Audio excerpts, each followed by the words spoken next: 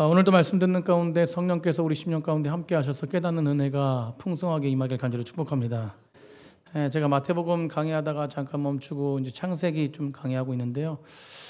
제 설교는 강해 설교 비슷하게 하면서 그때마다 주제 설교하고 있고, 또 금요일 예배는 제가 매일 성경 묵상한 걸로 설교하고 있습니다. 오늘은 창세기 계속해서 강의하고 있는데요.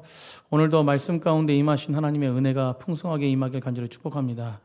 복음서에서 예수님께서 오늘 본문에 우리 읽은 노아, 홍수에 대한 말씀을 복음서에서 하신 본문이 있는데, 마태복음 24장 37절부터 39절까지입니다.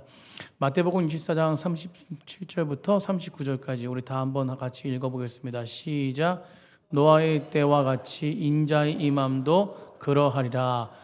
홍수 전에 노아가 방주에 들어가던 날까지 사람들이 먹고 마시고 장가들고 시집가고 있으면서 홍수가 나서 그들을 다 멸하기까지 깨닫지 못하였으니 인자의 임함도 이와 같으리라. 아멘.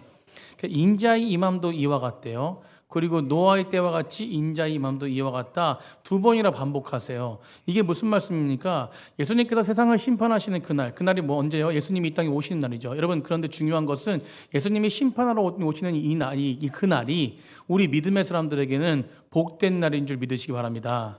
두려움이 아니라 기쁨의 날이에요. 아멘. 그날이 두려운 사람들은 예수님을 모르는 사람들이에요. 여러분, 그날에, 그 심판의 날에 그때가 누구의 때와 같으냐? 노아의 때와 닮았다라는 거예요. 그러니까 예수님께서 말씀하시기를 마태복음에 노아의 때와 닮았다라는 거예요. 그때가 하나님께서 세상을 홍수로 멸하실 때 그때가 바로 노아의 때인데, 그 세상에서 가득 찬 악한 어떤 치명적인 영적 문제가 있었습니다. 예수님께서 다시 오시는 그날에 동일하게 세상을 심판한 이유가 이 악한 영적인 문제 때문에 그렇다는 거예요. 여러분, 그래서 오늘 본문을 좀 깊이 들여다볼 필요가 있는데, 첫 번째는 뭐냐면 하나님이 피조하신 세계를 완전히 쓸어버릴 정도로, 노아 홍수처럼 쓸어버릴 정도로, 노아의 홍수 때 그렇게 쓸어버릴 정도로 세상이 가지고 있었던 문제가 무엇인지, 우리가 문제가 무엇인지 알아야 우리가 회복이 있지 않습니까? 문제가 무엇인지를 먼저 발견해보고, 그리고 또요, 그 문제 속에서 우리는 어떻게 신실함과 존귀함으로 이 땅을 살아갈 수 있는지, 우리 두 가지를 좀 나눠보는데, 오늘도 하나님의 놀라우신 은혜가 우리 심령 가운데 가득하길 간절히 축복합니다. 우리 옆에 분과 그렇게 인사했으면 좋겠어요. 말씀의 은혜 받읍시다. 아멘. 이 시간에 졸음은 사라지고 하나님의 말씀만이 충만하기를 간절히 축복합니다. 벌써부터 졸면은 조시려고 작정한 거예요, 그냥. 조시면 안 됩니다. 왜 하나님이 그 과거에 노아 시대 때 이 세상을 홍수로 쓸어버릴 수밖에 없는 심판을 할 수밖에 없는 일들을 행하셨는가? 사랑하는 성도님들, 우리는요, 그리스도인들은 정체성이 중요합니다. 뭐가 중요하다고요? 정체성이요. 제 설교 가운데 이 정체성에 대한 이야기를 많이 하고 있는데, 여러분, 정체성이 중요해요. 오늘 본문에 한 가지 질문이 있는데, 그것이 무엇이냐면, 왜 하나님께서는 우리 위대한 작품들, 위대한 피조물들, 온 세상의 피조 세계를 완전히 소멸시켜만 했을까? 이게 질문이에요. 여러분, 창세기 1장에 보시면요, 하나님이 첫날부터 여섯째 날까지 하루하루 창조하실 때마다 반복되었던 이야기가 있습니다. 반복되었던 고백이 있어요. 그게 뭐냐면 보시기에 좋았더라. 아멘. 여러분, 보시기에 좋았다라는 감탄하시는 거예요. 여러분, 언제 감탄하십니까? 여러분, 언제 감탄하세요? 여러분, 그렇게 지금 우리가 감탄할 때처럼 동일하게 하나님도 뭐예요? 좋으시니까 감탄하신 거예요. 여러분, 감격하신 거예요. 세상이 만들어질 때마다 좋다. 오늘 때 하십니다. 좋다. 오늘 바자회 하니까 좋으신가요?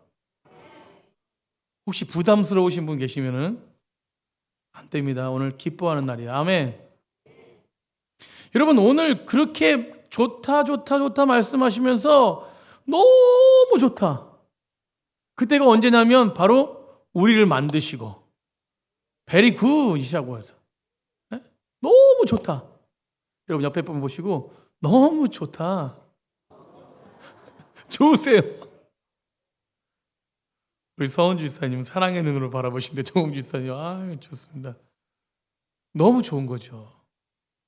여러분, 믿음의 사람들 한 주간에 한 번씩 만날 때마다, 저는 새벽에 이렇게 우리 성도님들 만날 때마다 너무 행복한데, 한 주간에 이렇게 못 보다가 주일날 이렇게 뵈는 것도 너무 행복하지 않습니까? 여러분, 이 행복이 하늘나라 행복인 줄 믿으시기 바랍니다. 여러분, 그러니까 그렇게 하나님 보시기에 너무 행복한 거예요. 너무 감격하였어요. 그런데 갑자기 창세기 6장에 와가지고 자신이 피조한 세계를 보면서 너무 좋다가 아니라 너무 싫다. 여러분, 감탄이 한탄으로 바뀌어요. 어쩌면 좋나. 여러분, 한숨이 나오는 거예요. 그래서 결정하기를 전체를 홍수로 쓸어버려야만이, 여러분, 이 땅이 홍수로 쓸어버릴 정도로 그렇게 한탄하셨다는 거예요. 여러분, 이유가 무엇일까요? 이유가 6장 1절 2절에 나와요. 6장 1절 2절. 우리 다 같이 6장 1절 2절 한번 다 같이 한번 읽어보겠습니다. 시작. 사람이 땅 위에 번성하기 시작할 때에 그들에게서 딸들이 나니 하나님의 아들들이 사람의 딸들의 아름다움을 보고 자기들이 좋아하는 모든 여자를 뭘로 삼았다? 아내로 삼았다는 거예요. 사랑하는 성도님들, 여기서 하나님의 아들은 누구일까? 물론 아시는 분도 계시겠죠. 여러분, 이전 문맥을 보면 하나님의 아들들이 누군지, 하나님의 딸들이 누군지, 그러니까 세상의 딸들이 누군지, 사람의 딸들이 누군지를 구분할 수 있어요. 여러분, 제가 창세기 4장도 말씀 나눴는데, 창세기 4장의 내용은 어떤 내용이냐면 가인들의 후손들이 만들어가는 세상에 대해서 이야기합니다. 가인들이 만드는 후손. 여러분, 가인이 누굽니까? 동생 아벨을 죽이고, 그리고 에덴 동쪽에 노땅에서 성을 쌓아가지고 하나님과 전혀 다른 세상을 살아가는 그런 족속들이에요. 근데 그 후손들이 만드는 그 땅이 어떤 땅이냐면, 막 썩은 땅, 막 그냥 건물도 없고, 막 그냥 무너지는 땅이 아니라 건물이 엄청나게 화려하게 드는 땅이에요. 여러분, 그것을 4장 20절과 21절에 이야기하는데, 창세기 4장 20절과 21절에 보면요, 그 가인의 후대의 5대손인 라멕의 후손들이 지은 땅들을 이야기하는데, 우리가 잘 알고 있는 아다는 야발을 낳았으니 그는 장막에 거주하며 가축을 치는 자의 조상이 되었고, 그의 아우 이름은 유발이니 그는 수금과 퉁수를 잡는 모든 자의 조상이 되었으며, 네, 그리고 그 다음에 누가 나오냐면 두발가인은 기계를 깎는 사람이었어요. 여러분, 이게 이 세 사람을 인해 가지고 라멕의 후손 그 세 아들이 뭘 지었냐면 이 세상의 문명을 발전시키는 일들을 했다는 것이에요. 여러분, 그 부분 속에서 화려한 문명이 에덴 동편 노 땅에 누구의 후손이냐면 바로 라멕의 후손, 그리고 가인의 후손들이 그 땅을 지으면서 여러 가지 문명이 엄청나게 발전을 일으키고, 그 발전 속에서 엄청난 발전 속에서 번성했다는 것이에요. 여러분, 그런데 우리가 잘 아는 것처럼 겉은 굉장히 화려하고 겉은 굉장히 너무나 찬란한데 그 속은 무엇이에요? 음란과 성적 착취, 폭력, 불의, 불공정이 가득했다는 거예요. 여러분, 세상을 바라보십시오. 여러분, 이 땅이 어떻습니까? 여러분, 대한민국은 안전한 땅인가요? 여러분, 저희들은 기도해야 될 줄 믿습니다. 여러분, 대한민국은 하나님이 지금 붙잡고 계신 거예요. 여러분, 대한민국 나라가 복음 때문에 엄청난 발전을 이루고 지금까지 하나님께서 지키셔가지고 복음을 오히려 전 세계에 전하는 나라로, 유례없는 나라로 만들어주셨어요. 여러분, 그렇기 때문에 지금 북한과 남북이 나눠져 있는 유일한 나라지만, 분단된 나라지만, 그럼에도 지금 무엇이요? 이런 위기 속에 있지만 전쟁이 안 터지는 거예요. 이 전쟁이 안 나는 게 희한한 겁니다. 여러분, 지금 이스라엘이 이란에 포탄을 쐈어요. 미사일을 쐈습니다. 누구도 알지 못했어요. 쏘기 1분 전에도 알지 못했습니다. 여러분, 세상이 지금 이런 세상이에요. 여러분, 겉에는 엄청난 문명 발전과, 여러분 보십시오. AI 얼마나 발전합니까? 전 세계는 지금 AI 때문에 난리예요. 로봇. 여러분, 겉은 굉장히 이전의 세상보다 엄청난 발전을 이루고 있어요. 그런데 그 속은 어때요? 세상의 속은 썩어가고 있습니다.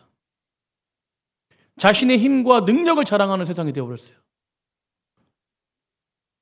여러분, 4장은 그렇게 그런 후손들이 만들어가는 썩어진 문명들, 썩어진, 겉은 화려하지만 속은 썩어가지고 많은 사람들을 죽이고 죽이는 그런 세상을 말씀하고 있는 것입니다. 그런데 그렇게 끝나면 너무 비극인데, 그런데 여러분, 이들과 철저히, 가인의 후손과 철저히 대조되는 반대쪽에 하나님을 예배하는 그런 백성들이 서 있는 모습을 볼 수 있습니다. 그게 뭐냐면 4장 25절 26절이에요. 우리 25절 26절 한번 다 같이 한번 읽어보겠습니다. 시작. 아담이 다시 자기 아내와 동침함에 그가 아들을 낳아 그의 이름을 셋이라 하였으니 이는 하나님이 내게 가인을 죽인 아벨 대신에 다른 씨를 주셨다 함이며, 셋도 아들을 낳고 그의 이름을 에노스라 하였으며 그때의 사람들이 비로소 여호와의 이름을 불렀더라. 그때의 사람들이 비로소 누굴 불렀대요? 여호와의 이름을 불렀대요. 여러분, 아담의 후손인 셋의 계보 속에서, 여러분, 아벨 대신에 낳은 셋의 계보 속에서 에노스가 나오는데, 에노스 이후에 그때 비로소, 그때 비로소 여호와의 이름을 불렀대요. 아멘. 여러분, 5장에 그 이후에 이 에노스의 후손 족보가 등장합니다.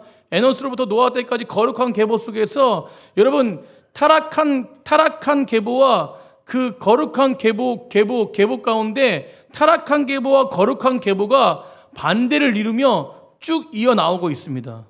여러분, 이 역사 속에서 여러분, 에노스 때 왜 사람들이 여호와 이름을 불렀을까? 그것은 바로 무엇이냐면, 제가 서두에 설명했듯이 여러분, 눈에 보이는, 그리고 문명에 발전된 보이는 이 세계, 이 세상에 집중하지 않고 하나님에 대한 집중력을 가지는 세대가 예배할 수 있는 세대라는 것을 발견하게 되는 것이에요. 여러분, 저희들은 하나님을 예배하는 회복된 그런 정체성을 가진 백성인 줄 믿으시기 바랍니다. 여러분, 저희는 셋의 후손이에요. 여러분, 셋의 후손이 하나님을 외쳤던 것은, 하나님을 불렀던 것은, 하나님이 우리를 창조하셨고 또 하나님으로부터 오는 존재만이 복된 존재임을 회복하고 그것을 기억했기 때문에 예배할 수 있었던 것이에요. 사랑하는 성도님들, 이 세상도 마찬가지라는 거예요. 여러분, 셋의 후손들이 있고 가인의 후손들이 있습니다. 여러분, 그렇게 공존하고 살아가요. 여러분, 이것은 노아 시대나 지금 시대나 동일합니다. 그러나 분명한 것은 이 가인의 후손들이 살아가는 이 타락한 세상 속에서 셋의 후손들은 하나님의 영광을 드러내는 백성이 되어야 될 줄 믿습니다. 여러분, 그런데 중요한 것은 이 노아 때부터 이 셋의 후손과 이 가인의 후손이 혼합이 되어버리기 시작해요. 아담으로부터 흐르는 셋의 후손이 정확하게 아담으로부터 10대 손이었던 노아 시대 때 후손에 문제가 터지기 시작합니다. 여러분, 그게 바로 오늘 본문의 1, 2절이에요. 다시 한번 1, 2절 한번 보겠습니다. 1, 2절. 창세기 6장 1, 2절입니다. 시작. 사람이 땅 위에 번성하기 시작할 때, 뭐 하기 시작할 때? 번성하기 시작할 때 부흥이 일어난 것이죠. 사람들이 시작. 그들에게서 딸들이 나니 하나님의 아들들이 사람의 딸들의 아름다움, 뭘 보고? 아름다움을 보고 자기들이 좋아하는 모든 여자를 뭘로 삼았다? 아내로 삼았습니다. 여러분, 딸들의 아름다움을 보고 아내로 삼았어요. 여러분, 이것은 둘이 결혼해서 아들을 낳고 딸을 낳고, 물론 맞습니다. 그런데 분명한 것은 이것은 영적으로 해석할 때 이것이 무엇이냐는 것이에요. 여러분, 그러니까 하나님의 아들들과 사람의 딸들이 혼합되었다는 것이에요. 그러니까 이것은 무엇이냐면 경계가 무너졌다는 것입니다. 여러분, 하나님의 아들들은 거룩한 셋의 후손들을 말하는 것이고, 사람의 딸들은 가인의 후손들을 말하는 것이에요. 여러분, 그런데 둘이서 뭐예요? 혼합이 되었다는 것이에요. 여러분, 이것은 무엇이냐면 세상적 가치의 화려함이 하나님을 예배하는 셋의 후손에게 영향을 끼쳐가지고 혼합이 되어버렸다는 것이에요. 여러분, 결혼했다는 것이 무엇입니까? 두 족속들이, 셋의 후손과 가인의 후손들이 서로 무엇이에요? 경계선이 있었는데 그 경계선이 허물어진 것이에요. 여러분, 제가 말씀드리는 것은 세상을 등지라는 얘기가 아닙니다. 우리가 분명한 정체성을 가지고, 그리스도의 정체성을 가지고 세상에 취해 살아가는 사람이 아니라 세상을 이기는 능력 있는 사람이 되어야 될 줄 믿습니다. 여러분, 이것을 말씀드린 거예요. 정체성이에요. 여러분, 그러니까 노아 홍수를 보면서 첫 번째 우리가 깨달을 것은 무엇이냐면 하나님이 정말 싫어하는 것은 혼합주의라는 거예요. 혼합주의. 여러분, 믿음의 거룩한 계보를 이루지 않고 믿음의 거룩한 예수 그리스도의 온전하신 믿음, 구원의 목적답게 구원을 이룬 백성답게 살아가지 못하며 세상 가운데 취해 있는 모습이 하나님이 보시기에 정말 싫어하시는 모습이에요.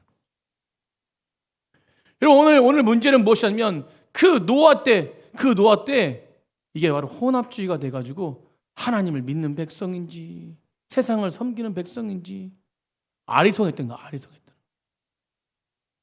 여러분, 우리 옆에 분 보시고 인사할 때 아리송하지 맙시다. 그럼 분명해야 돼요. 아멘. 데살로니가전서 4장 7절에 보면요, 하나님이 우리를 부르심은 부정하게 하심이 아니라 거룩하게 하심이래요. 뭐하게 하심이라고요? 거룩하게 하심이요. 사랑하는 성도님들, 구원받은 사람들은 거룩한 사람들입니다. 여러분, 우리 좀 부족할지 몰라도 그러나 내게 능력 주신 자서 우리 주님 안에 있으면 거룩한 자가 될 수 있는 것이에요. 여러분, 히브리어로 거룩히라는 것은 카도시. 이 카도시라는 단어는 무엇이냐면 어떤 곳에서 잘라서 구별한다는 뜻입니다. 여러분, 잘라졌다는 것이 무엇이에요? 세상의 정체성과 세상의 방법 속에 살아가는 우리들이 그 세상의 방법성을 잘라가지고 하나님의 백성으로 온전하게 회복됐다는 것입니다. 이게 카도시예요. 거룩한 백성. 여러분, 교회는 이 거룩한 백성들이 모인 곳이에요. 그러니까 교회를 뭐라고 그러냐면 에클레시아. 밖에서, 세상 밖에서 불러낸 자들의 모임이 바로 교회입니다. 에클레시아.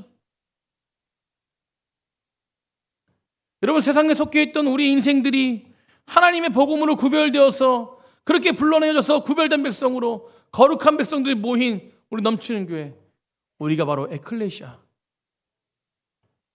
그러니까 하나님의 백성들의 정체성은요, 경계선이 있어야 돼요. 경계선. 아멘. 여러분, 그리스도는 달라야 될 줄 믿습니다. 여러분, 사도 바울이 그리스도인들을 뭐라고 그러냐면 너희들은 그리스도를 향하여 너희 각처에 그리스도를 나타내는 냄새래. 뭐라고요? 냄새, 향기, 그리스도의 향기라. 너는 그리스도의 향기라. 아멘. 여러분들은 그리스도의 향기인 줄 믿으시기 바랍니다.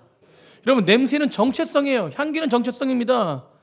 여러분, 대한민국 사람들, 한국 사람들에게 무슨 냄새가 날까요? 아무리 향수를 뿌려도 뭔 냄새가 나요?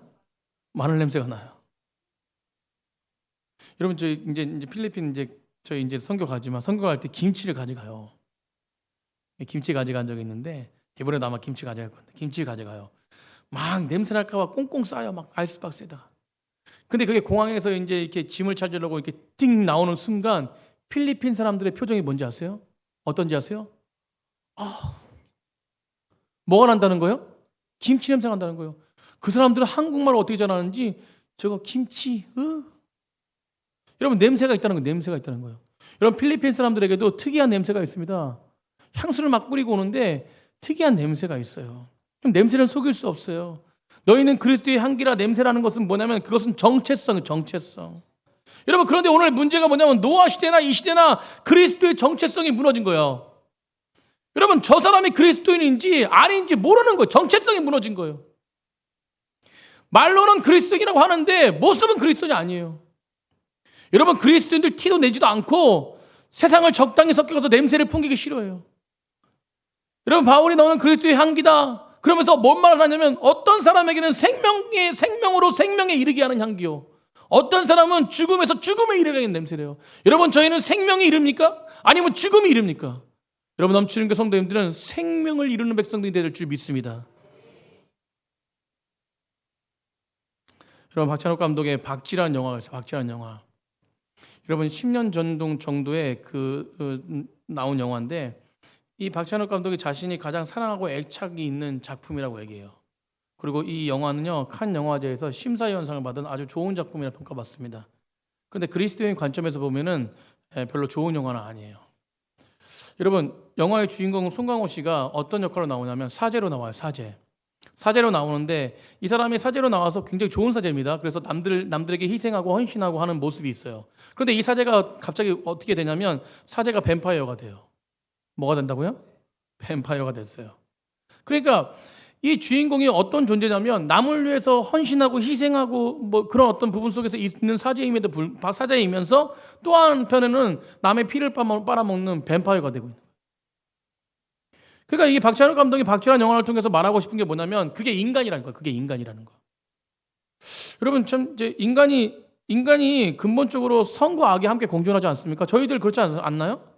저희들 마음 가운데 선만 있습니까? 역시 넘치는 게 경건하신 분들만 계셔요. 그죠? 다시 질문하겠습니다. 저희 안에 선만 있습니까? 아니요. 저도 마찬가지입니다.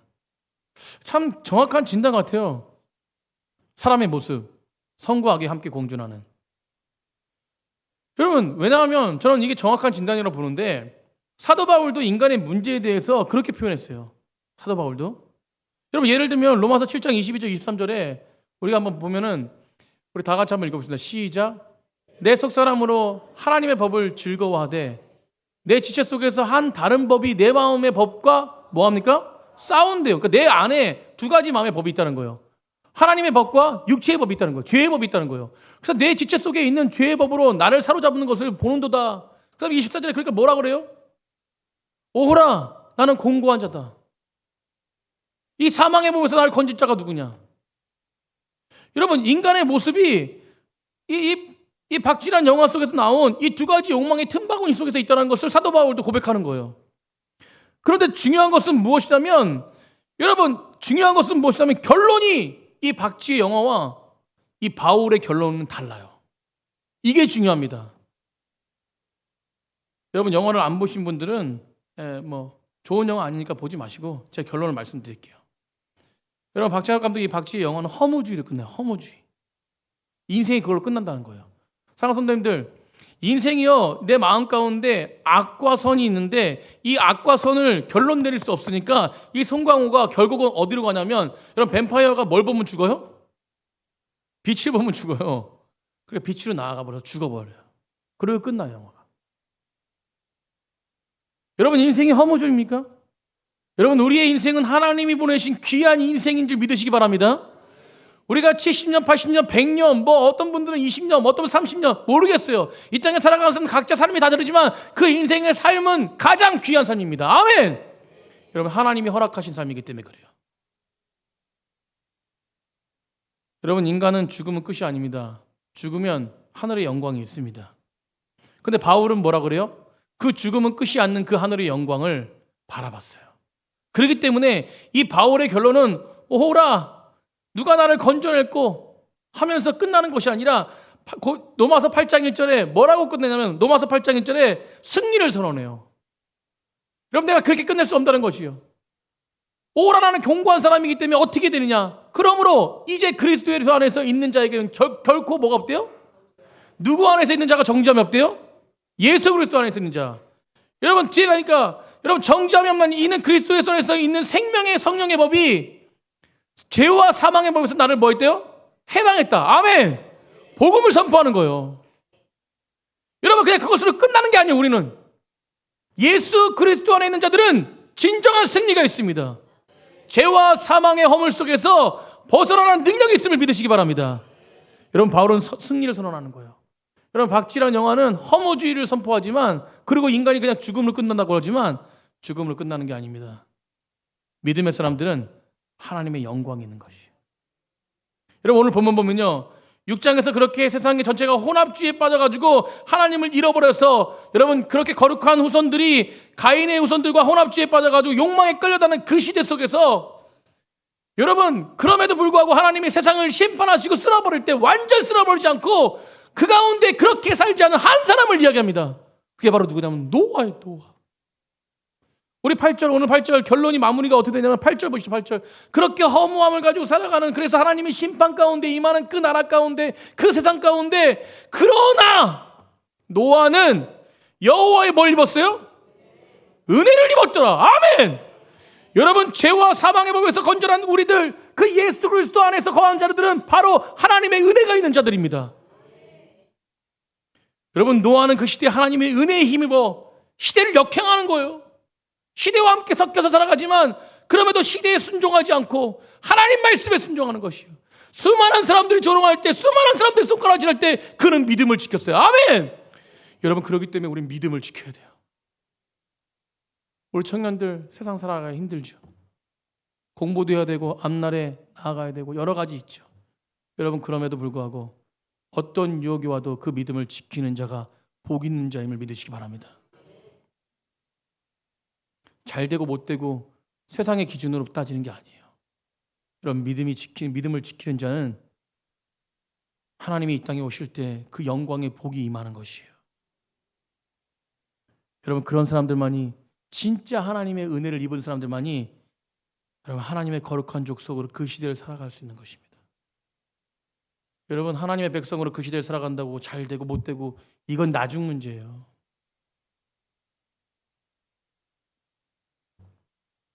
노아의 역사했던 그 은혜가 오늘 우리와도 동일하게 역사하는 줄 믿으시기 바랍니다. 그 은혜를 입을 때 우리는 세상을 이길 수 있어요. 아멘. 그 은혜를 입을 때 욕망으로 살아가지 않습니다. 그 은혜를 입을 때 사탄을 이기며 예수 그리스도의 이름으로 물러갈지어다. 여러분, 사탄을 이기며 주님을 영화롭게 하는 하나님의 백성으로 승리하는 삶을 살 수 있는 것이에요. 여러분, 그래서 우리는 늘 하나님의 은혜의 시선에, 정말 주님의 시선에 놓쳐면 절대 안 됩니다. 우리의 시선이 하나님의 시선을 놓치면 절대로 안 됩니다.